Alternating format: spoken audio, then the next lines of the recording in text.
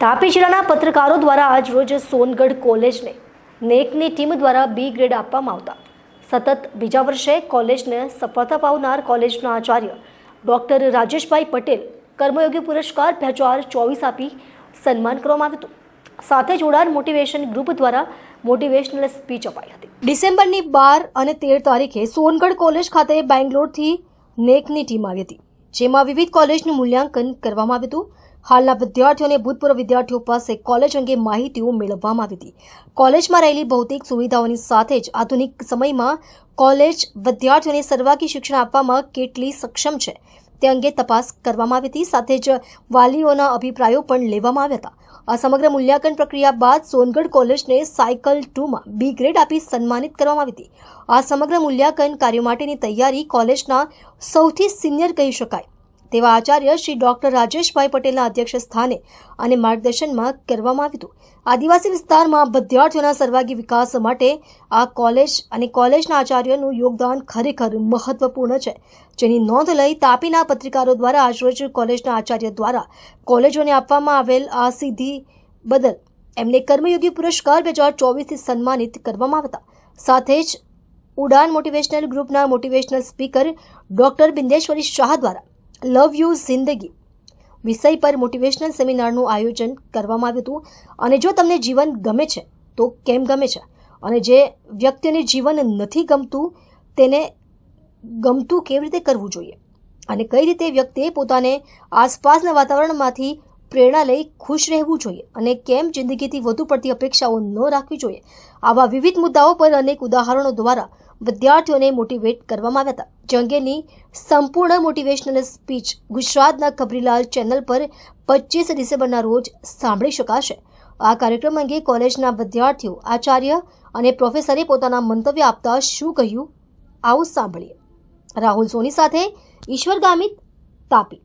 તમને ઊંઘવા જ ના દે મિત્રો, નક્કી કરી નાખો એકવાર કે આ ગામમાં સૌથી મોટું જે ઘર હશે ને તે મારું હશે।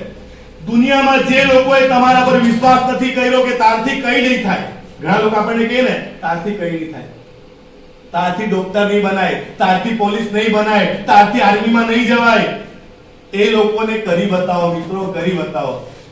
જેણે તમને કીધેલું કે તારાથી પોલીસ નહીં બનાય, પોલીસ બનવાનું, યુનિફોર્મ પહેરવાનો અને એના ઘરે જવાનું, પેંડાનું બોક્સ ખોલીને એના મોઢામાં પેંડો ઠૂસીને કહેવાનું, લે જો તો એ કીધેલું ને કે મારથી પોલીસ નહીં બનાય, લે મેં બનીને બતાવ્યું।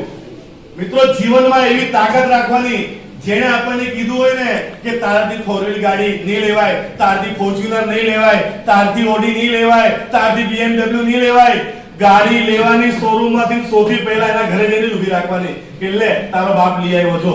સફાઈથી લઈને પ્લાસ્ટિક। આપનો પરિચય? મારું નામ ગામિત અમીષાબેન અરવિંદભાઈ છે। હું SYBA સમાજશાસ્ત્રની સ્ટુડન્ટ છું। કોલેજનું નામ?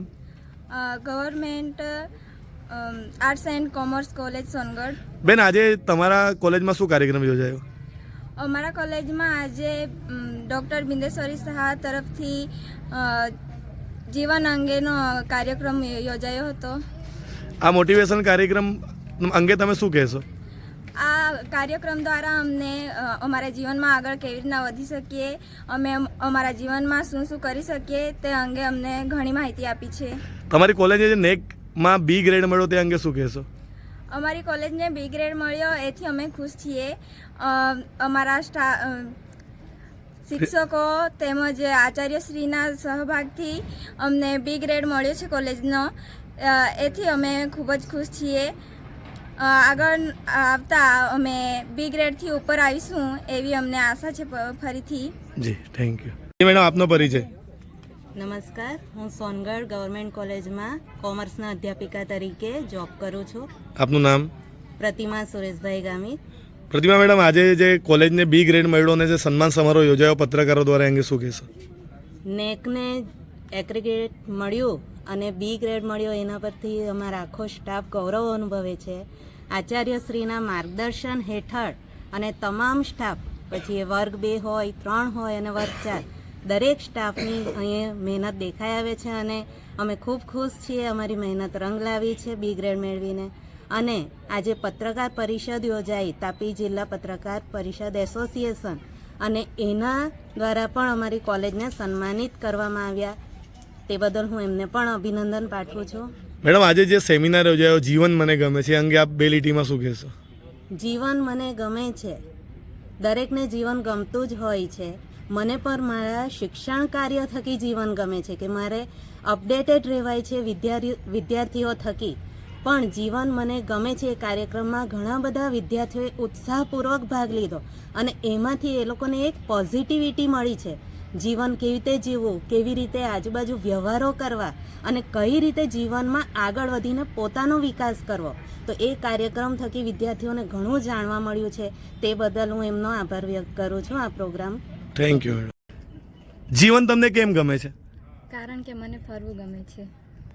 જીવન તમને કેમ ગમે છે? કારણ કે મારે મોટું થઈને કંઈ સારું કરવું છે અને મારે જીપીએસ પાસ કરવું છે. ગુડ. તમને જીવન કેમ ગમે છે? કારણ કે મને ફરવું ગમે છે અને ભણવું ગમે છે, એટલે જીવન ગમે છે. તને જીવન કેમ ગમે છે?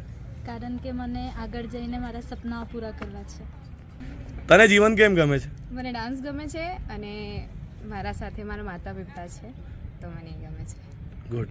તમને જીવન કેમ ગમે છે? મને જીવન ગમે છે કારણ કે મને ફૂટબોલ રમવાનું મળી રહે છે અને ફરવાનું મળી રહે છે. ગુડ. તમને જીવન કેમ ગમે છે? કારણ કે મારા જીવનમાં મારા માતા પિતા છે અને મારે મારા માતા પિતાના સપના પૂરા કરવા છે. ગુડ. તમને જીવન કેમ ગમે છે? કારણ કે મને મારા માતા પિતા ખૂબ સપોર્ટિવ મળ્યા છે કારણ અને તેમણે મને આટલું સારું અભ્યાસક્રમ માટે આગળ મોકલ્યો, તેના માટે મને મારું જીવન ગમે છે. તને તારું જીવન કેમ ગમે છે? મને મારું જીવન ગમે છે કે મને મારી રીતે ફરવાનું મળે છે અને મારી રીતે ભણવામાં મળે છે અને મારા માતા પિતા મને સપોર્ટ કરે છે. ગુડ. તમને જીવન કેમ ગમે છે? મને જીવન એટલા માટે ગમે છે કે મને જે જીવન મળ્યું છે તેના દ્વારા મને જે મારા જીવનની અંદર જે કંઈ મેળવવું છે તે મેળવી શકાય છે અને મારા માતા પિતા દ્વારા મને દરેક બાબતમાં સહયોગ મળે છે. ગુડ. તને જીવન કેમ ગમે છે? કારણ કે મારે જીવનમાં આગળ વધવા માટે સપોર્ટેડ દરેક વ્યક્તિઓ મળેલા છે, જેમ કે શિક્ષકો, મારા માતા પિતા તેમજ અનેક વડીલો. Okay, good. સર, કોલેજને જે બી ગ્રેડ મળ્યો નેકમાંથી, એ અંગે આપ શું કહેશો? સરકારી વિજ્ઞાન અને વાણિજ્ય કોલેજ સોનગઢને બીજા સાયકલમાં નેક એક્રિડેશન બેંગ્લોરની ટીમ દ્વારા બી ગ્રેડ આપવામાં આવ્યો છે, જેમાં સમગ્રલક્ષી મૂલ્યાંકન કોલેજનું 5 વર્ષનું થતું હોય છે, જે શૈક્ષણિક પ્રવૃત્તિ, વિદ્યાર્થીઓની પ્રવૃત્તિ, ભૂતપૂર્વ વિદ્યાર્થીઓ, વાલીઓના પણ અભિપ્રાય લેવામાં આવે છે. કોલેજ કક્ષાએ સંશોધન કાર્ય હોય, વિદ્યાર્થીઓની હાજરી હોય, રમતગમત ક્ષેત્રે, શૈક્ષણિક ક્ષેત્રે જે ઉત્તમ કારકિર્દી મળી હોય એના ગુણાંકન એમાં ગણાતા હોય છે, જેમાં આ કોલેજને 2019માં પ્રથમ સાયકલમાં બી ગ્રેડ અને ત્યારબાદ બીજા સાયકલમાં પણ બી ગ્રેડ પ્રાપ્ત થયો છે, જે કોલેજ માટે ગૌરવપૂર્ણ બાબત. સર, આ સિદ્ધિ બદલ તમે કોને કોને એના માટે સહભાગી માનો છો કે કોને કોને મહેનતનું ફળ માનો છો? કોલેજની જે આ સિદ્ધિ છે એમાં સફાઈ કર્મચારીથી લઈ સમગ્ર સ્ટાફ, વિદ્યાર્થીઓ, ભૂતપૂર્વ વિદ્યાર્થીઓ અને વાલીઓનો શ્રેય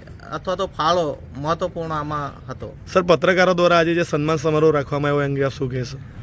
તાપી જિલ્લા પત્રકાર એસોસિએશન દ્વારા કોલેજમાં અભ્યાસ કરીને પત્રકાર ક્ષેત્રે વાલી તરીકે જે આખું ગ્રુપ દ્વારા કોલેજનું જે સન્માન કરવામાં આવ્યું એ આ વિસ્તાર માટે ખરેખર ગૌરવપૂર્ણ બાબત કહી શકાય, જે બીજી કોલેજો પણ આની પ્રેરણા લે છે. તાપી જિલ્લામાં પણ અન્ય કોલેજો નેક એક્રિડેશન માટે તૈયારી કરી રહી છે, એમને પણ ઉચ્ચ ગ્રેડ મળે એ એક તરફ પ્રેરણારૂપી બાબત એમને પણ એમના માટે ઉપયોગી થશે. સર, તમારા અત્યારના અને ભૂતપૂર્વ હજારો વિદ્યાર્થીઓનું જો એક લાઇનમાં કંઈક એવું હોય તો શું કહેશો? આ કોલેજના વિદ્યાર્થીઓ જે ભણીને ગયા છે, હાલ અભ્યાસ કરી રહ્યા છે, એ શિક્ષણની સાથે સાથે સંસ્કાર મેળવવા અથવા તો સંસ્કાર આપતી આ સંસ્થા છે. કોલેજને પારિવારિક જીવનમાં એક પરિવાર તરીકે જોડાઈ રહેવા માટેની આ એક કોલેજ પરિવારથી નેમ હંમેશા અમે આપતા હોઈએ છીએ. જી સર, થેન્ક યુ.